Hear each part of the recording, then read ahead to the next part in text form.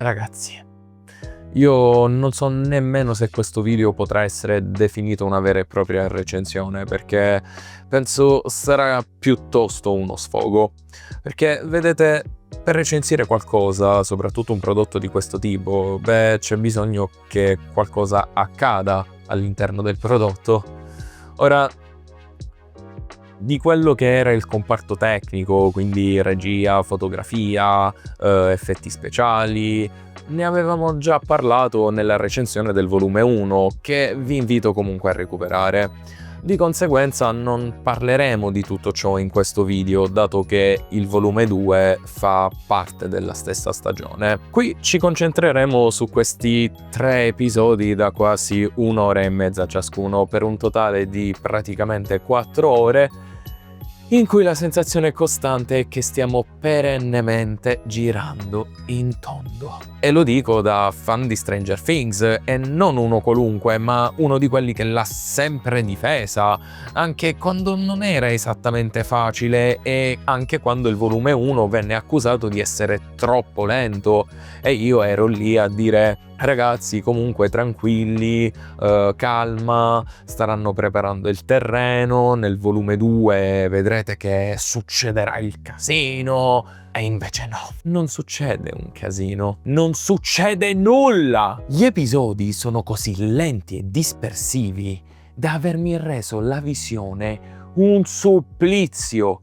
Ve lo giuro, molto spesso mi ritrovavo a metà della puntata guardando la timeline di Netflix per capire quanto mancasse alla fine, non perché fossi preoccupato che finisse troppo in fretta, ma perché non ce la facevo più. Lungaggini su lungaggini.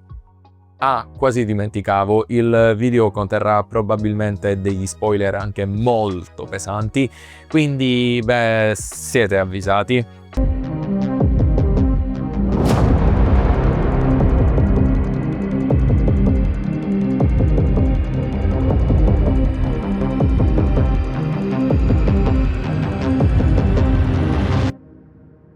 Ora chiariamoci, il problema non è che non succeda nulla in senso assoluto, ok? Ma il fatto che succede troppo poco rispetto al tempo che occupa. Seriamente ci hanno dato praticamente 4 ore di episodi per fare dei micro avanzamenti, con scene eccessivamente dilatate e interrotte continuamente da spiegazioni. Spiegazioni sul sottosopra, spiegazioni sull'abisso, spiegazioni su Harry, spiegazioni sui poteri, spiegazioni su quello che stiamo vivendo in quel preciso momento. In certi punti ci mancava soltanto che dessero dei cartelloni esplicativi a Robin per spiegare cosa stesse accadendo in quel preciso secondo. E ragazzi, non parliamo della comodissima guida del master di D&D che trova Dustin, al cui interno abbiamo praticamente la pagina di Wikifandom del sottosopra. Cioè, seriamente? Ok che da tempo ormai Netflix ha questa pessima abitudine di spiegare in continuazione per la gente che non sa seguire una serie TV perché non riesce a staccarsi da TikTok nemmeno per qualche minuto, ma qui si rasenta davvero il ridicolo. È come se la serie non si fidasse più dello spettatore, come se avesse paura che non verbalizzando tutto qualcuno si possa perdere. Insomma, Stranger Things inizialmente era fatta di suggestioni, di misteri, di immagini. Qui invece sembra di essere alla convention del mansplaining con il pubblico che fa da bersaglio principale. Ma andiamo con ordine e iniziamo parlando del sottosopra, perché qui c'è una cosa che aveva già cominciato a darmi fastidio nel volume 1 e che in questo volume 2 è stata ancora di più accentuata. Dove cavolo è finito il sottosopra? Cioè, dov'è la fauna? Mi sembra che nella scorsa stagione fosse stato aggiunto almeno un tipo di mostro in più, i maledettissimi pipistrelli, o erano stati aggiunti soltanto per fare la scena fica con Eddie. Inoltre nel volume 1 sembrava già maledettamente disabitato, ma allora qui veramente. Cioè, dov'è l'orrore? Dov'è la sensazione di pericolo costante? Non c'è nulla! Il sottosopra sembra letteralmente svuotato, non è più un ecosistema alieno, è un maledettissimo sfondo! un posto dove i personaggi camminano, parlano, spiegano anche troppo, ma non fa più paura, non trasmette più ansia, non opprime più. Persino Robin alla domanda «Ma queste spore non sono tossiche?» risponde tranquillamente «E chi lo sa, perché preoccuparsene?» Quando, nelle precedenti stagioni, si è visto precisamente come dei microorganismi sospesi nelle spore potessero prendere il controllo e trasformarsi in mostri maledettamente giganti. Il sottosopra è diventato letteralmente un misero corridoio, ma a tutti gli effetti, e non solo perché ci hanno ormai rivelato come tale. E ok, vogliamo parlare di questa grande rivelazione sul sottosopra? Sì, fichissimo! Ma già la stagione precedente ci aveva lasciato intendere che il sottosopra fosse una sorta di dimensione limbo tra l'abisso e Hawkins. E mi sta bene il fatto che confermino questa teoria dicendoci che è un wormhole o quello che volete, ma c'era davvero così tanto bisogno di ripeterlo così tante volte? Cioè, ad una certa ero lì che dicevo ok, ho capito che è uno stramaledettissimo wormhole, basta! E santo cielo aiutatemi perché i personaggi, mamma mia che casino! Allora, cerchiamo di iniziare con ciò che mi ha colpito di più, che dite?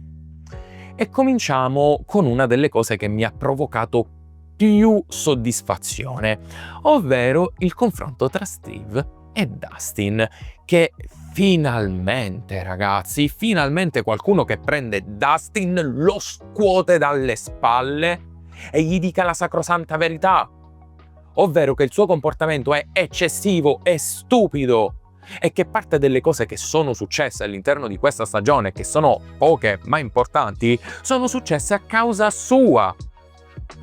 Ho apprezzato anche però il ricongiungimento con Steve, che ringrazio davvero di cuore, e soprattutto sono contento che si riconferma per l'ennesima volta non solo il mio personaggio preferito, ma anche il miglior personaggio di tutta Stranger Things. Comunque, restando in tema di apprezzamenti, ragazzi, Max e Lucas.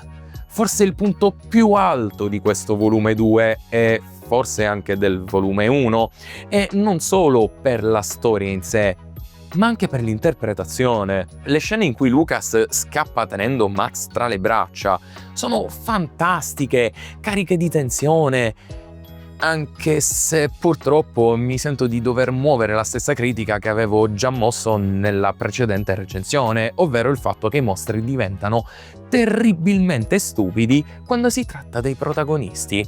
Cioè, siete rincorsi da 4 democani che vi hanno trovato anche senza vedervi, che dovrebbero avere dei sensi acutissimi e che non vi trovano in lavanderia stando a letteralmente un passo da voi. E considerando il fatto anche che Lucas ha lo stereo acceso che con Kate Bush, che mamma mia quanto amavo questa canzone, mamma mia quanto non posso più ascoltarla. Ma nonostante la sospensione dell'incredulità che vada letteralmente a farsi benedire, l'esplosione, grazie all'intervento della mamma di Mike, mi ha dato tantissima soddisfazione. Inoltre la scena di Holly che picchia gli altri bambini con lo stereo e che poi si fa quasi strangolare, ragazzi, quella scena è stata fortissima, disagiante al punto giusto, quella sì che mi ha caricato di tensione. Peccato che queste scene, insieme alle poche ma fantastiche sequenze d'azione, vengano costantemente interrotte da quei maledettissimi spiegoni, le dilatazioni narrative e le ripetizioni. Ho perso il conto di quante volte abbiano citato la differenza tra mago e stregone.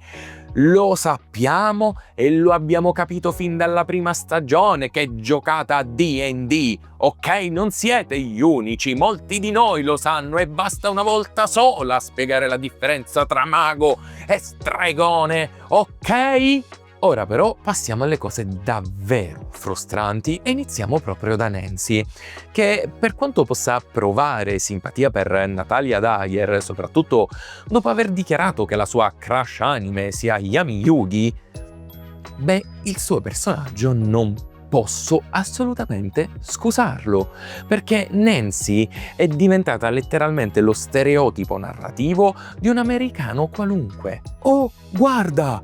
Qualcosa che potrebbe essere dannatamente pericoloso e del quale non capisco assolutamente e in nessun modo il suo funzionamento. Ehi, aspetta che gli sparo! Ma che cavolo!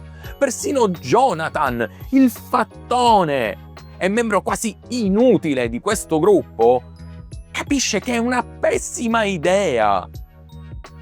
E dopo non ci sarà nemmeno una piccola riflessione o senso di colpa che emergerà durante le scene successive, in cui tra l'altro rischieranno di morire proprio a causa di Nancy. E la scena emotiva tra lei e Jonathan, che avrebbe potuto essere anche una delle migliori dell'episodio, ragazzi, dura un tempo sproporzionato, così tanto che a un certo punto si perde quasi tutto il peso emotivo della scena.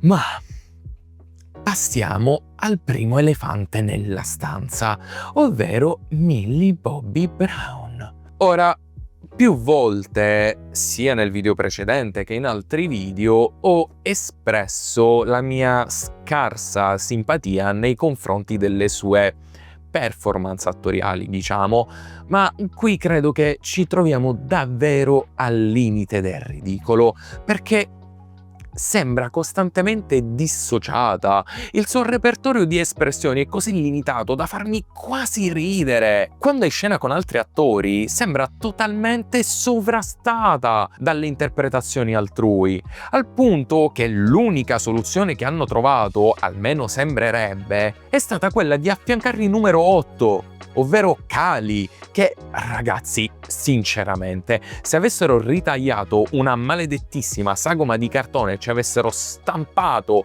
la sua faccia, davvero non avrei notato la differenza. Cioè, a che diamine serve questo personaggio? Non sta facendo nulla. Sì, ok, grazie a lei c'è stata svelato il piano della dottoressa Kay e quindi il fatto che i bambini con i poteri erano frutto degli esperimenti su Harry. E mo grazie al cazzo si era già capito nella stagione precedente. Cioè, era chiarissimo che Harry avesse dei poteri, avessero condotto degli esperimenti su di lui per replicarli e che 11 fosse l'unico esperimento davvero riuscito, perché lui stesso ha detto che loro due sono simili. Cioè, si capiva la cosa. Che motivo c'era di rimontare tutta questa cosa per rispiegarci qualcosa che ci avevate già mostrato e perdere tutto questo timing? E soprattutto, io sarò sincero, la sequenza in cui Kali e Undy sono in chiesa, parlano e Kali racconta tutta la sequenza della sua fuga,